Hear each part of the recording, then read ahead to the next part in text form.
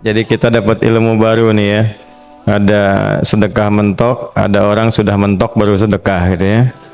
Ya, jadi saya berikan rumusan Qur'annya. Sebetulnya itu standar. Yang paling standar di dalam ujian Allah kepada manusia supaya ada nilai rasa dalam diri kita bahwa kita itu punya Allah. Itu poin tertingginya. Nah, biasanya pada titik-titik tertentu oleh Allah itu dihilangkan semua potensi-potensi dari makhluk sehingga kita bisa merasakan kenikmatan langsung untuk berinteraksi dan mendapatkan anugerah dari Allah. Itu titik tertingginya. Sambil contoh begini. Nabi Zakaria itu yang paling viral di Al-Quran, salah satunya divonis oleh manusia tidak akan mungkin punya keturunan. Secara klinis mustahil karena istrinya divonis monofus dan mandul. Secara medis semua sudah angkat tangan. Tapi apa yang dilakukan? Nanti ini akan melahirkan rumus di Quran surah kelima Al-Maidah ayat 35. Nanti jadi rumus standar dari apa yang dialami oleh beliau ini. Di titik itu beliau menangkap isyarat bahwa ketika manusia sudah mengatakan tidak mungkin, itu tanda awal dari Allah supaya kita langsung memohon kepadanya karena Allah ingin memberi tanpa perantara siapapun. Maka dilakukanlah kemudian sholat. Sholat itu dalam bahasa Arab terjemahan kitanya artinya sesuatu yang tersambung, terkoneksi. Karena itu saat kita sedang sholat, kita sedang menyambungkan diri kepada Allah. Anta'budallaha ka'annaka tarah, kata Mas Ihsan tadi. Kita menyembah Allah dan kita merasa diawasi, dinilai oleh Allah. Maka dalam sholat itu beliau meminta, ya, permintaannya viral. Qala rabbi habli min ladunka dzurriyyatan thayyibah innaka sami'ud du'a. Bahasa bebasnya begini, ya Allah, semua memvonis aku tidak akan mungkin punya keturunan. Sekarang aku memohon kepadamu saja yang tidak punya batas dalam pemberian. Nah, sebelum ke sedekah dengan harta, Allah mengajarkan dulu sedekahlah dengan tubuh kita.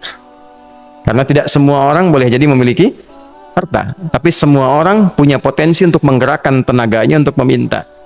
Oleh karena itu diletakkan sebelum harta itu sholat.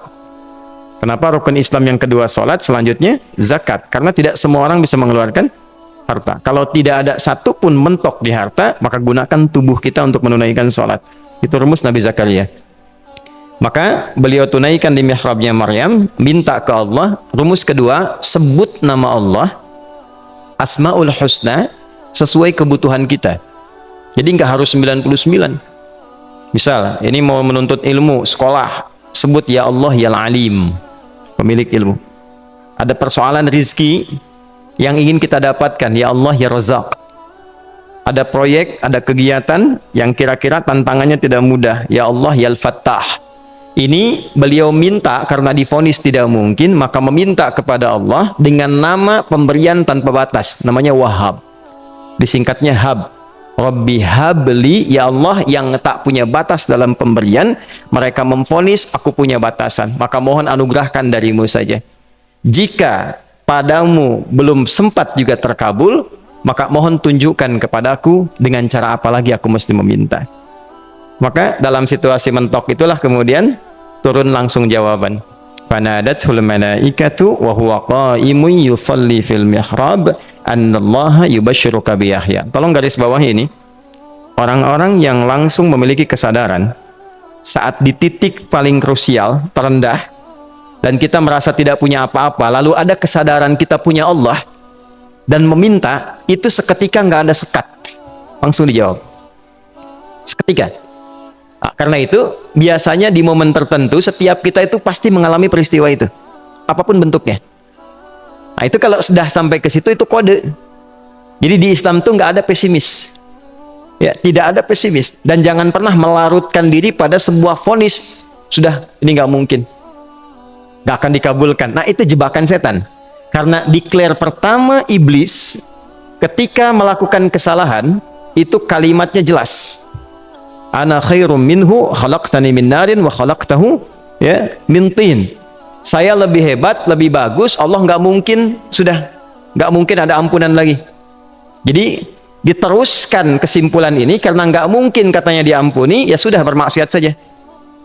Karena nggak mungkin dikabul, ya sudah pesimis saja. Padahal di titik itu Allah sedang membuka. Temukan kata itu, temukan hubungan itu, minta itu tanpa sekat.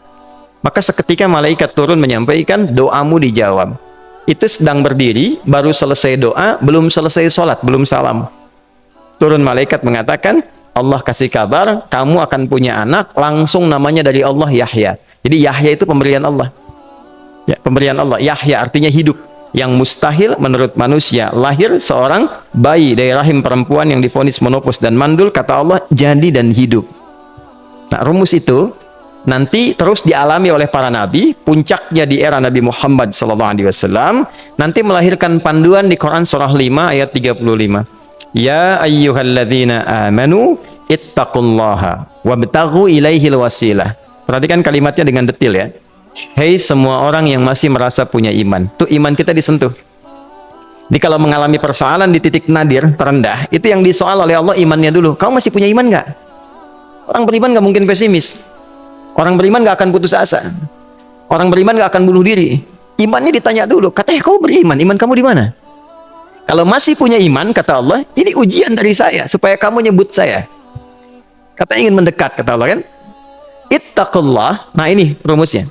Wabtaghu ilaihil wasilah. Kalau engkau pengen cepat dapat solusi, maka aku berikan perangkat untuk cepat mengabulkan doamu itu. Perangkat itulah disebut dengan takwa.